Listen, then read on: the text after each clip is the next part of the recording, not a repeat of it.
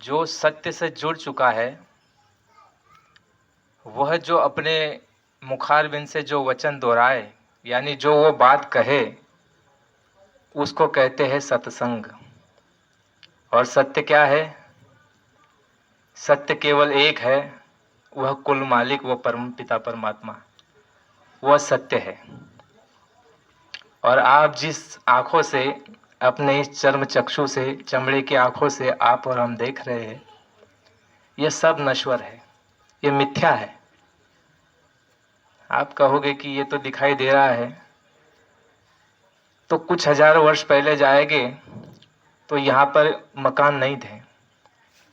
उससे कुछ लाख वर्ष पहले जाएंगे तो यह मृत्युलोक भी नहीं था, वो परिमंडल थे।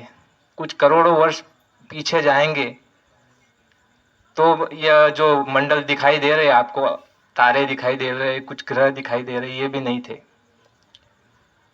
यानी जो भी आप आंखों से देख रहे हो, जितना भी तारे, चांद, सितारे, आसमान, ये गाड़ी, बंगला, मोटर गाड़ी, ये शरीर, ये माइक, जितने भी आंख से आप देख पा रहे हो, ये सारी की सारी चीजें, वस्तुएं नश्वर है, मिथ्या है, झूठ है, धोखा है, छलावा है।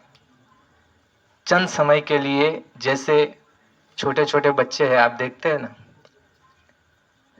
छोटे बच्चे के लिए माँ बाप क्या करते हैं? खिलौना लेके आते हैं। तो ये खिलौना ऐसा है, आप देखते हो वो झाग आता है, मसाला, एक छोटी सी डब्बी आती है, उसमें झाग बना करके उसको छोटे बच्चे जो है ऐसे मुंह से फूंक मारते हैं तो फुगे निकलते हैं ना। तो फुगे देख करके बच्चे कितने खुश होते हैं? बहुत खुश होते हैं, बहुत प्रसन्न होते हैं, बहुत आनंद आता है उनको। लेकिन वही फुगे जो है थोड़े ही क्षणों में खत्म हो जाते हैं।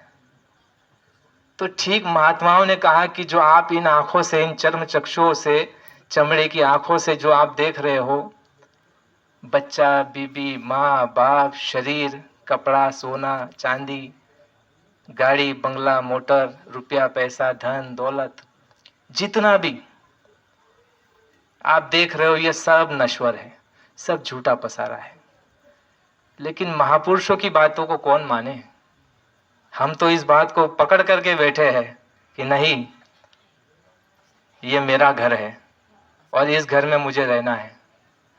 जबकि देख रहे हैं कि हर रोज गांव में, कस्बों में, शहर में, रिश्तेदारी में कोई न कोई मर रहा है, मृत्यु को पा रहा है। फोन आता है, पहले तार आता था, अभी फोन आता है, मालूम पड़ जाता है भाई हमारे रिश्तेदार में मौत हो गई।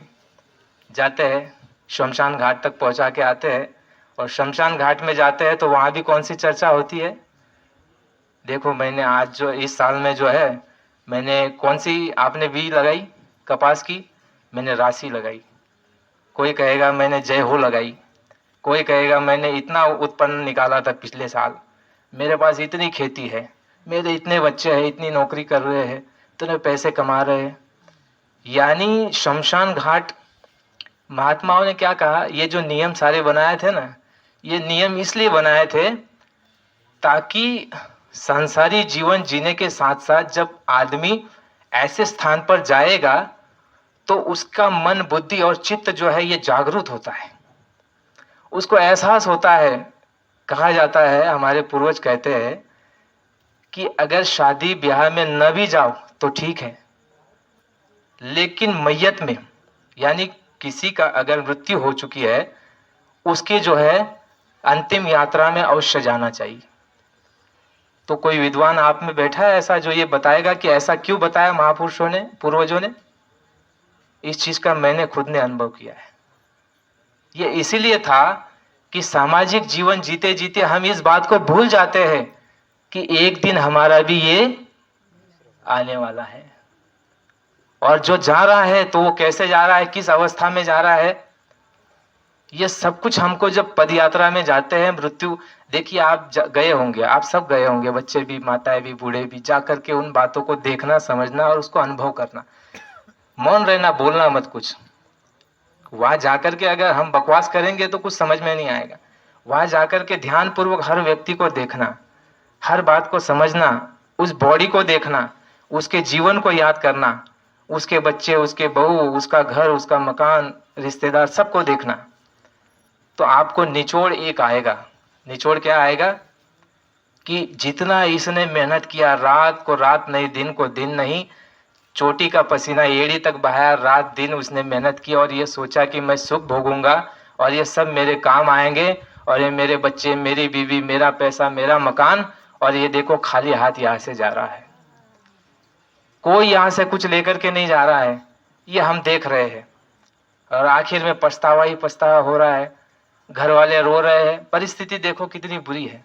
महापुरुषों की बातों को न मानने का यह नतीजा है कि हम 100 वर्षों तक, 60 वर्षों तक, 50 वर्षों तक जीवन हमको मिला, श्वासों की पूंजी मिली जो इतनी बेशकीमती है। सिकंदर का आपने नाम सुना होगा, जिसने सारी दुनिया पर राज किया था।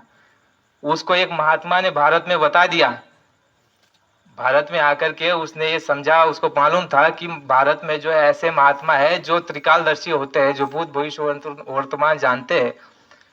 तो उसने जो एक महात्मा को पूछा कि महात्मा जी एक बताओ कि मेरी मृत्यु कब होने वाली है। तो महात्मा जी ज्ञानी थे, त्रिकालदर्शी थे। तो महात्मा जी ने आंख बंद करके देखा और उन्होंने, महात्मा जी ने देखा कि अरे इसकी मृत्यु तो बहुत जल्द होने वाली है, कुछ दिनों में ही इसकी मृत्यु होने वाली है। तो क्या किया जाए? महात्मा बड़े चतुर होते हैं, वो ऐसा कुछ नहीं कहते जिससे किसी की हानि हो या उनकी भी हानि हो। तो महात्मा ने जो एक उपाय सुझाया, उपाय निकाला, महात्मा ने बताया कि तुम्हारी मृत्यु तब होगी जब आसमान सोने का और जमीन लोहे की। तुम्हारी मृत्यु कब होगी? जब आसमान सोने का हो जाएगा और जमीन लोहे की हो जाएगी, तब तुम्हारी मृत्यु होगी। तो सिकंदर बड़ा खुश हुआ। उसको लगा कि आसमान तो सोने का होगा नहीं और जमीन तो लोहे की कभी होगी नहीं। तो कहा कि मैं तो अमर हो गया, मैं मरने वाला नहीं हूं। कुछ ही दिन आगे जो है निकले लड़ाई के लिए, कुछ ही दिन में जो है सिकंदर बीमार पड़ा। सिकंदर बीमार पड़ा, पूरे विश्व पर राज करने वाला 20, 22, 21 साल का लड़का, पूरे विश्व पर राज करने वाला, और इस तमन्ना से विश्व भ्रमण के लिए निकला है, युद्ध के लिए सैनिकों के साथ। और थोड़े ही आगे जाकर के जब बीमार पड़ा तो सैनिकों को कहा कि हकीम, वैद्य और बुलाओ। तो धनवंतरी, वैद्य, हकीम सबको बुलाया गया। डॉक्टर तो उस समय थे नहीं, धनवंतरी थे, वैद्य थे, हकीम थे। तो सबको बुला बुला करके इलाज शुरू करा गया, लेकिन इलाज करने के बाद कोई फायदा नहीं, कोई फायदा नहीं। तो रेतीला मैदान था, रेतीला मैदान था और बड़ी कड़ाके की धूप थी, कड़ाके की धूप थी और दिन का समय था, दोपहर का। तो सिकंदर को जो है धूप लग रही थी। तो सैनिकों को कहा गया कि भाई जो है छाता लेकर के आओ, और राजा के साथ में बड़ी सेना चल रही थी, फौज चल रही थी, तो साथ छाता लेकर के आए। तो छाता लेकर के जब आए तो छाता कैसा? सोने का, सोने का छाता जो है सिकंदर के ऊपर लगा दिया गया। अब नीचे रेती जो है ये तो बड़ी गर्म है, तो क्या किया जाए? तो ढाल साथ में रखते थे सैनिक, ढाल और तलवार, भाले ऐसे। तो सैनिकों ने उपाय सुझाया, कहा कि सिकंदर के जो है नीचे जो है, पीठ के नीचे, और ये सारे जो है आप ढाल रख दो और उनको आराम मिल जाएगा और ऊपर से छाया भी मिल जाएगी। और सिकंदर को जब मालूम पड़ा कि जमीन तो लोहे की हो गई और आसमान सोने का हो गया, सिकंदर समझ गया, जान गया, अब मैं बचने वाला नहीं हूं। तो सिकंदर ने कहा अपने सैनिकों को, जिसने पूरे विश्व पर शासन किया, राज किया, कुछ ही क्षेत्र रह गया था, सिकंदर ने अपने सैनिकों को कहा, इतना लूटपाट किया, इतने सर्व भूमंडल पर शासन करने वाला सिकंदर, उससे बड़ा इतिहास में अभी फिलहाल कोई नहीं है। इसलिए महात्माओं ने उसका जिक्र किया। सिकंदर ने अपने सैनिकों को कहा कि ऐ सैनिकों, ऐसा कुछ उपाय सुझाओ, ऐसा कुछ करो कि जिससे मेरी श्वासों की पूंजी, जो मेरा मृत्यु होने वाली है, मेरा शरीर छूटने वाला है, मैं मरने वाला हूं, तो मेरी आयु बढ़ जाए, मुझे श्वासों की पूंजी मिल जाए। तो सब जगह तलाश किया गया, महात्माओं को बुलाया गया, वेदों को बुलाया गया, हकीमों को पूछा गया कि मैंने जितना सोना चांदी लूटा है सारा का सारा तुम ले लो और कुछ श्वासें मुझे गिनती की दे दो, कुछ दिन की मोहलत मुझे जिंदा रखो, ताकि मैं जो है अपने माँ के पास जाकर के जो है मेरी माँ को एक बार मिलूं, मेरे अपने वतन जाकर के मैं वहां मरूं।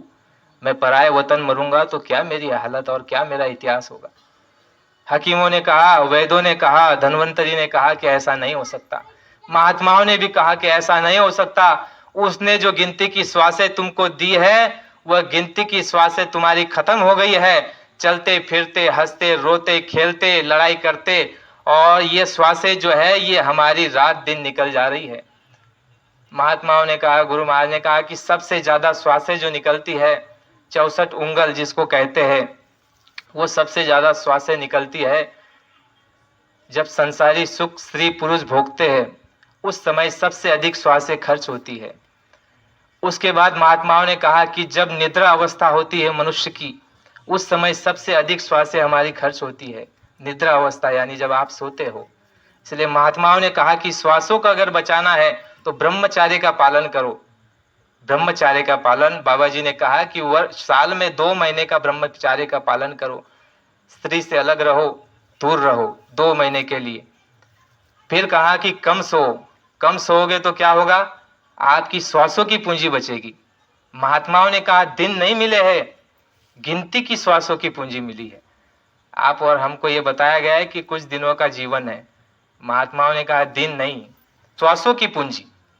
बाबा जी ने कहा कि सबसे अधिक श्वासें खर्च होती 64 उंगल।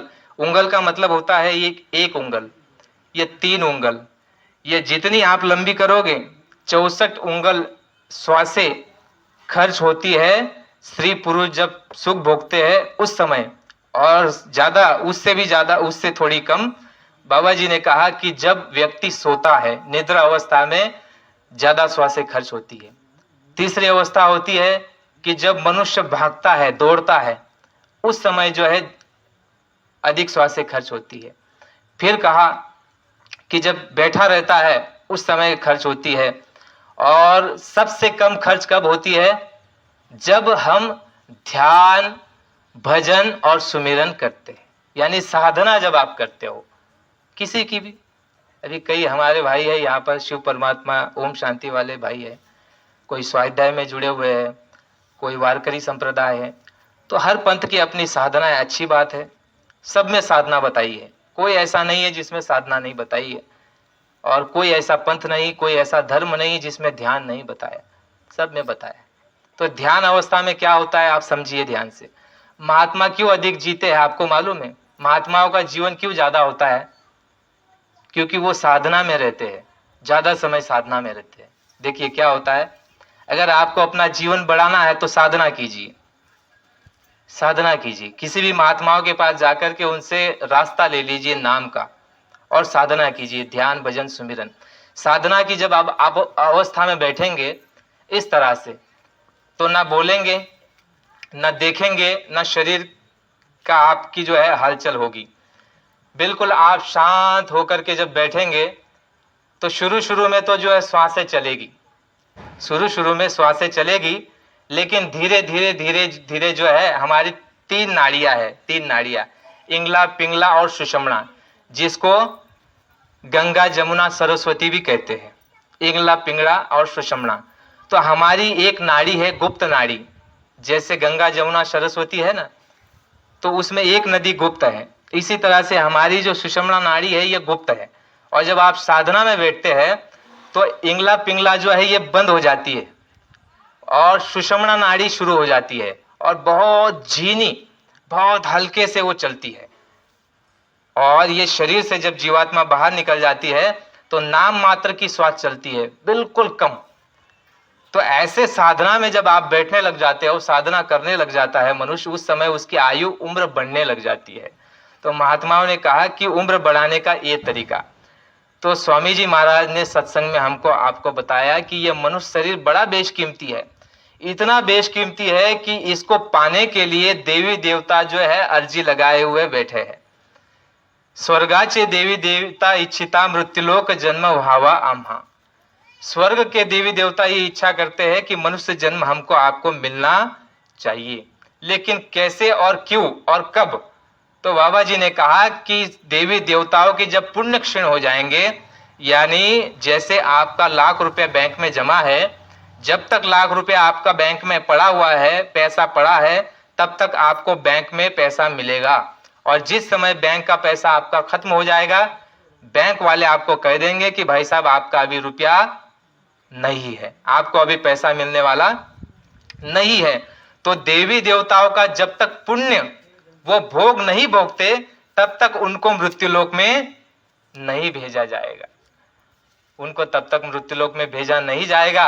और लक्ष्य 84 में जो प्राणी हैं, अंडज, उखमज, स्थावर और पिंडज, 4 प्रकार के जेल खाने बताए हैं। अभी अभी हमारे गणेश भाई ने बताया कि बंजारा समाज में चौसर का खेल खेलते हैं, जो पांडवों ने खेला था। पांडव ने, आपने देखा ना, राज का जो है चौसर का खेल खेलते थे, ऐसा गोटी डाल करके। तो ये 84 लक्ष्य का जो है ये फेरा है। एक समय में हमारी गुरु बहना जो है वो खेल खेल रही थी, उसमें 84 खाने होते हैं, 84 चौकड़ियां होती है, एक तरफ 21 होती है, दूसरी तरफ 21 होती है, ऐसे 4 चौकड़ियां होती है, 21 दूना 42, 42 दूना 84। तो 84 का चौसर कहा जाता है उसको। यूपी में, उत्तर प्रदेश में अधिक खेलते हैं, और शायद बंजारा समाज में भी कुछ भाई खेलते हैं। कहते हैं कि जब बच्चा होता है, बोले ऐसे ही होता है, जब बच्चा होता है कहीं भी किसी के घर तो चौसर खेलते। तो हमारी गुरु बहन जो है, अच्छा नाम है उनका, वो अभी नहीं रही, वो चौसर का खेल खेल रही थी। और गुरु महाराज, स्वामी जी महाराज आ गए। तो स्वामी जी महाराज ने कहा कि बच्चा क्या खेल रही हो? कहा स्वामी जी महाराज चौसर का खेल खेल रही हो। तो स्वामी जी महाराज ने कहा बच्ची बड़े ध्यान से खेलना, अगर चूक गई तो 84 का फेरा है, अगर चूक गई तो 84 का फेरा है, फिर निकल नहीं पाओगी। यानी महात्मा इशारे में बात करते हैं। तो ये 84 के फेरे में जो पड़े हुए हैं कौन? अंडज, पिंडज, उखमज और स्थावर। ये 4 प्रकार की योनियां, 4 प्रकार के जीव जो पड़े हुए हैं, ये भोग भोग रहे हैं, अपने पाप कर्मों का भोग भोग रहे हैं। और देवी देवता अपने पुण्य फल का भोग भोग रहे हैं, वो आनंद में है। और लक्ष्य 84 में जो जीव फंसे हुए हैं वो दुख में है, वो पीड़ा में है, वो कष्ट में है।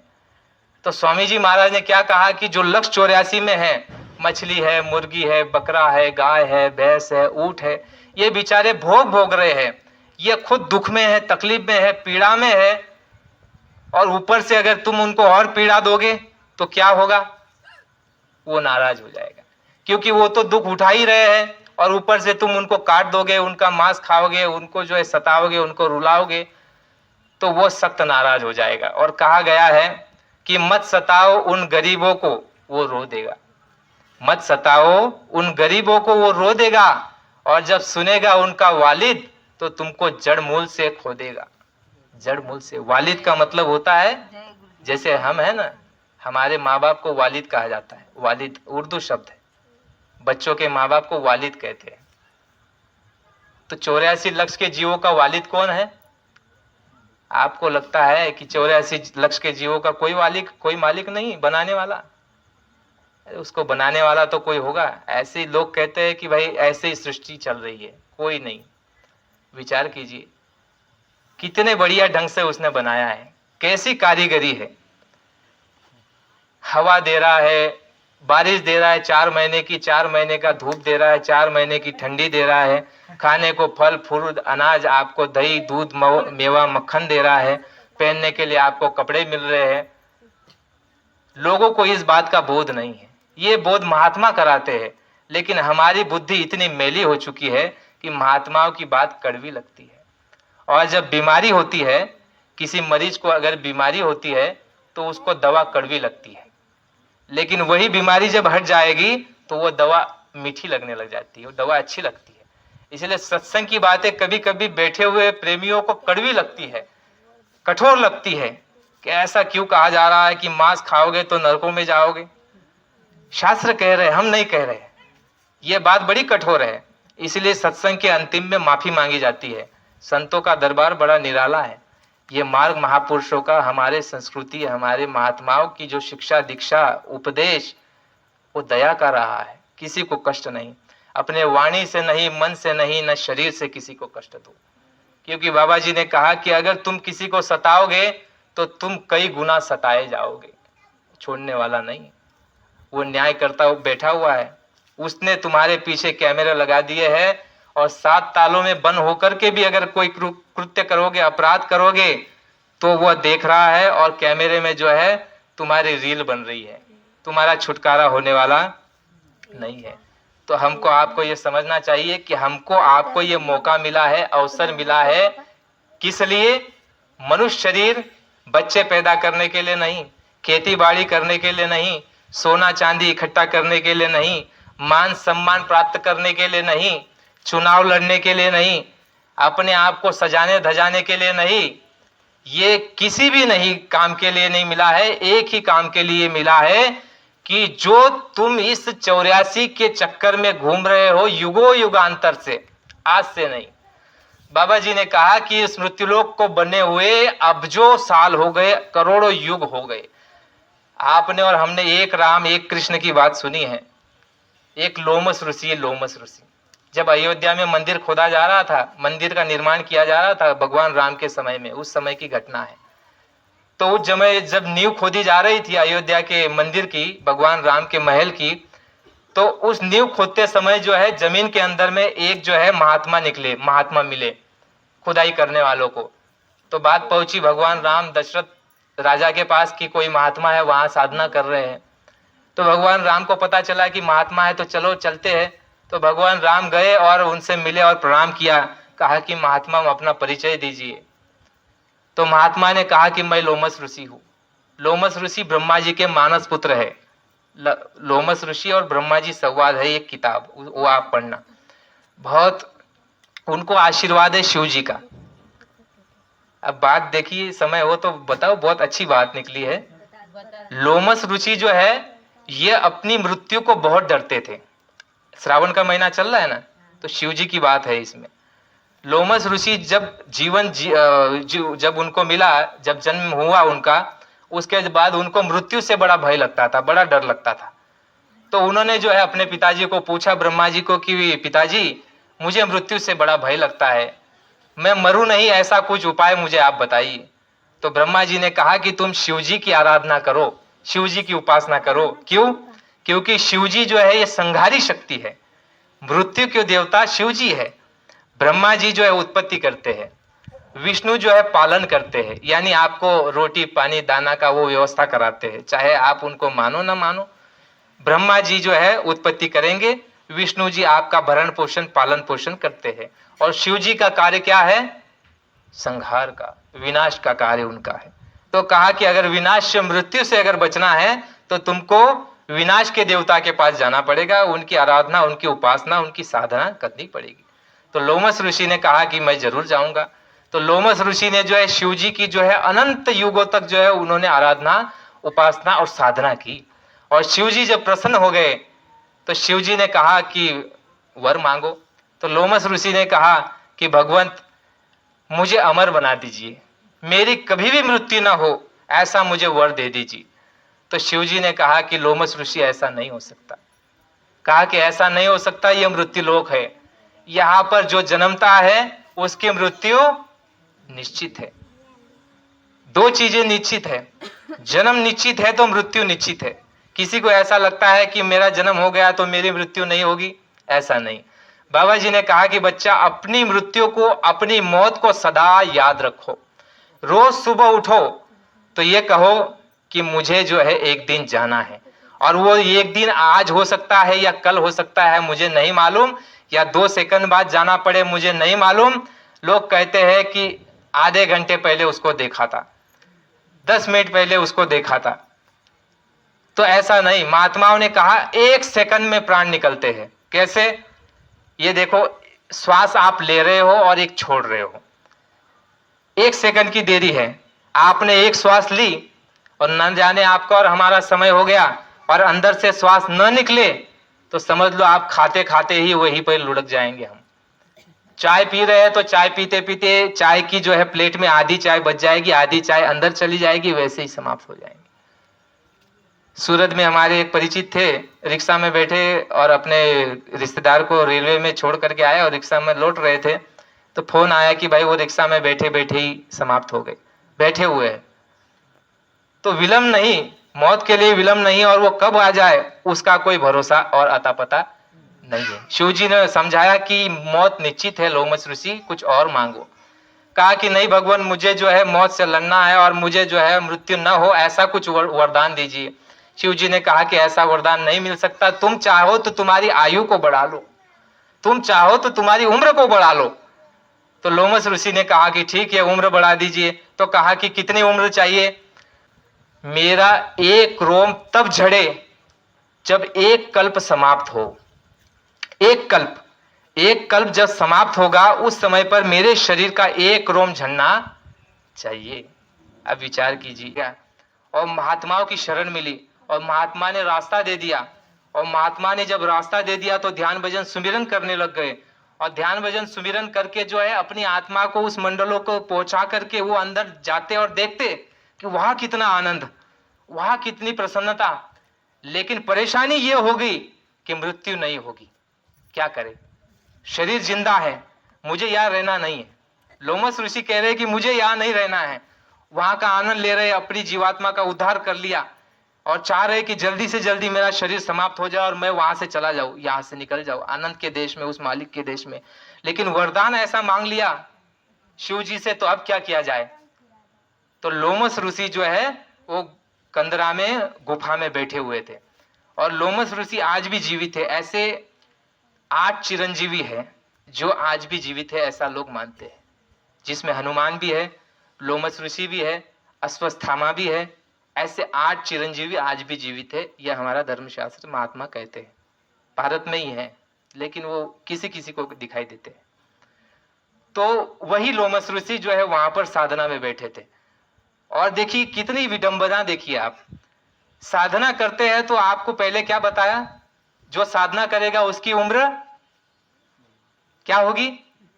बढ़ेगी। साधना जो करेगा उसकी उम्र बढ़ेगी।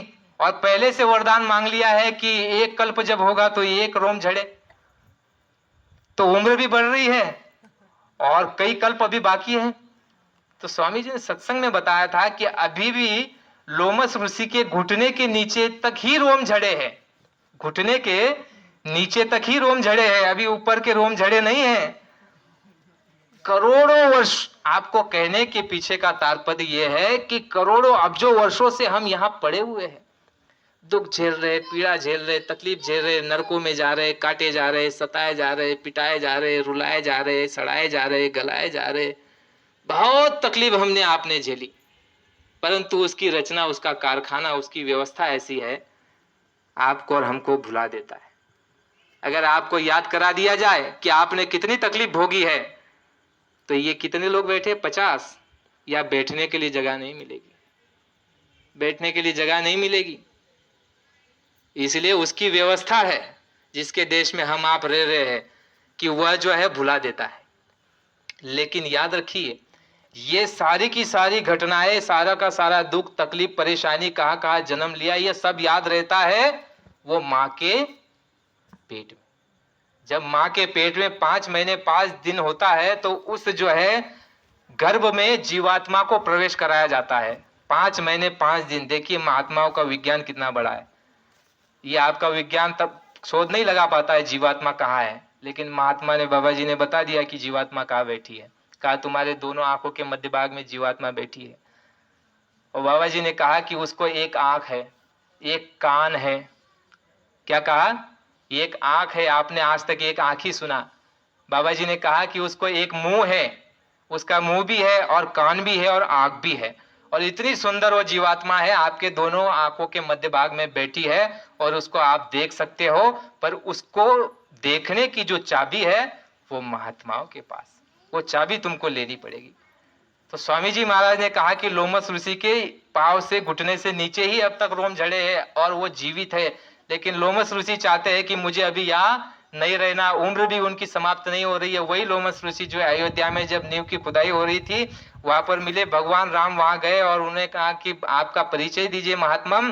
तो महात्मम ने कहा लोमस ऋषि ने कि मेरा नाम लोमस ऋषि है और मैं इतने युगों से यहाँ पर बैठा हूँ, साधना कर रहा हूँ। तो भगवान राम ने जो है अपनी अंगूठी, उनके हाथ में अंगूठी थी। बहुत बढ़िया बात है, ये शास्त्रों की बात है, आपके लिए काम की बात है। तो उनके कमंडल में जो है भगवान राम ने जो है अपनी अंगूठी निकाल करके उसमें डाल दी, कहा कि मेरी ओर से आपको ये भेंट।